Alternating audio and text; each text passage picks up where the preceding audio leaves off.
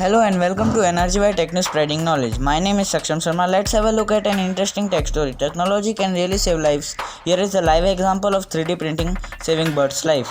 Formlabs printed a prosthetic used to treat an Indian hornbill named Crescent that had cancer in its bill, showing the technology medical promise.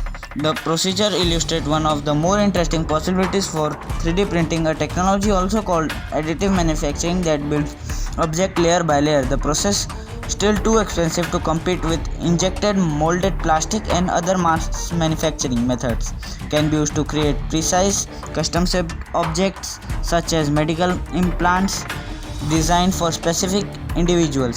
3D printing has been used to create personalized dental aligners for straightening teeth, implants for replacing missing teeth, and replacement ankle bones, joints, skull plates, and more.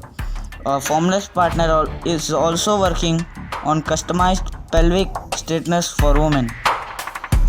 News source: CNET. Thanks for watching. Please like, share, and subscribe. Please press the bell icon for more tech news and videos.